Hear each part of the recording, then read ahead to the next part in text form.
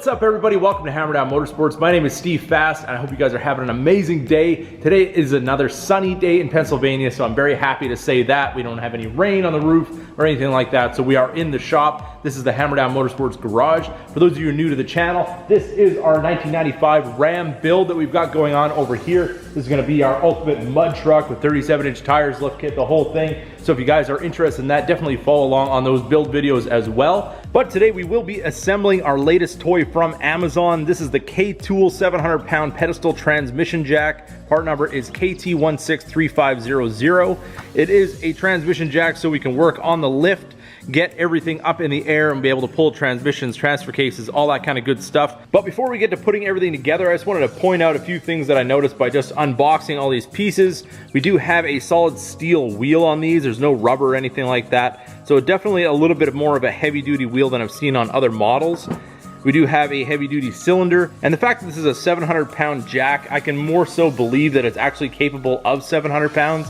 I've seen ones online for a lot cheaper, around the $160, $170 range, claiming anywhere from $1,000 to $1,200 and all that kind of stuff. And you can just see by the reviews, they definitely don't hold up to their claims. So on our cylinder, we do have a lever instead of just the notch that you'd usually have in the end of your jack handle. And a lot of times they just have a little screw that you can just take the jack handle and you can just unscrew it that way. This is a lot nicer. You don't have to have the handle available to be able to release it. You can just kind of grab a hold of this and just release your pressure, and then your jack will come down.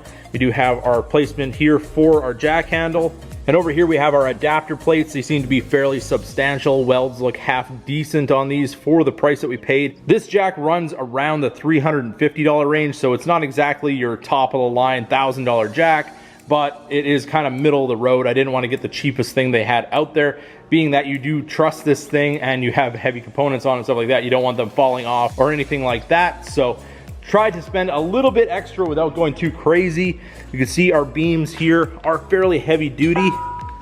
We do have a nice C-channel. Welds and everything on this look okay as well. Not real pretty, but I mean, for the price, not too bad whatsoever. And over here we have our center support. It is square tubing with some plate metal on either side here. We can see there's a little bit of an imperfection there and just how straight everything is, but once you bolt it together, it should be fine. Here's our top plate. See, the paint job isn't the greatest. It's pretty much just spray paint or something like that. We can always touch it up if you had to. All these handles and everything are metal, so you don't have cheap plastic or anything like that, and I think it should work for our purposes, and for the price, so far it seems like you get what you pay for. So now that we've inspected all our components, it's time to open up our bag of hardware over here, and let's get this whole thing assembled. So as far as instructions go, there really isn't a whole lot to help you out. There's a bunch of warnings and stuff in the beginning of the book on how to purge the air out of the cylinder and all that kind of good stuff. But over here, all we have is just basically a parts breakdown with a number labeling what each bolt is and component and things like that. But it does give you kind of a visual, so I think we'll be okay. We'll be able to figure out where all this stuff goes. So we got our mainframe just set in place, ready for the bolts. Now you will find in your hardware kit there is 4 bolts without lock nuts and there's 4 bolts with lock nuts. You're going to want to use the ones with the lock nuts for the mainframe just because you don't want that to rattle apart over time. Now these other 4 bolts are actually for these pieces right here, so you can easily loosen them off and adjust them for whatever you're working on. So we have our Milwaukee impact with the 19mm socket. We have our 19mm wrench. We're going to take our bolt, washer, and nut. We're actually going to put the bolt in from the inside, put on our washer, and install the nut. Put that in there loosely. We're going to install the one on the other side.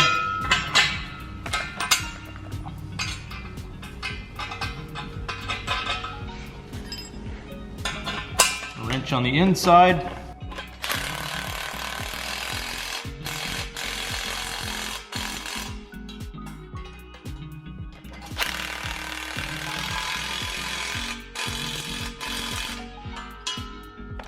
Get them all nicely tightened down, and we can repeat the process on the other side. So now that our lower frame is all together, we're ready to install our wheels. Tip it over like that. So then we have easy access and we can get our wheels in place. So just as a side note, just flipping this frame up, it is fairly substantial. This thing is pretty heavy duty, honestly, for what I paid for it. So I'm not really too worried about lifting a transfer case or an automatic transmission out of a vehicle with this.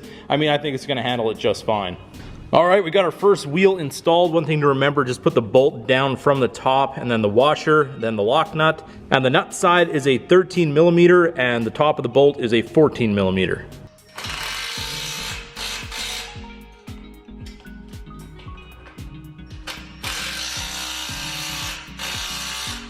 All right, our wheels are on. See, this thing rolls around really nicely. That's very important when you're putting in a transmission or a transfer case or something like that. You definitely want to make sure your wheels are actually going to be able to move nice and easily, so when you're trying to move things into place, you don't have anything hanging up. Next up, we're going to install our cylinder. You're going to use the 3 bolts that have the lock washer on them, and we're going to get this thing put in place. So now we got our cylinder nicely in place, just 3 bolts that holds that down. You can see there is extra thread sticking out the bottom, so you do have a fairly decent bite on these. This one, oddly enough, it is a 14 mil on the top and a 14 mil on the nut as well. So next up, we got our main plate set in place on top of the cylinder. We've got our long bolt here. It's a 10 by 45. It takes a 17 millimeter head. That's going to go through the top, go through the cylinder, and then there's actually a welded nut over here where it's all going to fasten into place. All right, our jack is assembled. We got our brackets here that's nicely hand tight, so we can still move these around if we need to for whatever we're gonna be taking off the vehicle. Now it's time to bleed the air out of the cylinder, and as per the instructions, we go to the fully closed position, back it off 2 turns, and then we pump 15 times.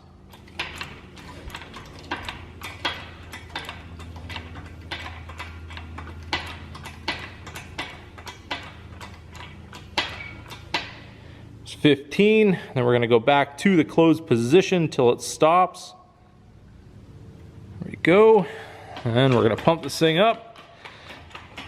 And as you can see, our cylinder is going up as it should. They said if you still have air in the cylinder after doing that process, just to repeat it, and you should be good to go. So there you have it, everybody. That was the setup and installation of the 700-pound K-Tool high lift transmission jack. I can't wait to try this thing out. We are going to be pulling in the project truck very soon and pulling the transfer case on that. So very excited to see how well this thing works. So far, so good. It does seem very substantial. I think it's going to do the job just fine. So if you guys enjoyed this video, don't forget to give it a big thumbs up. If you're new to the channel, hit that subscribe button. And as always, keep that hammer down.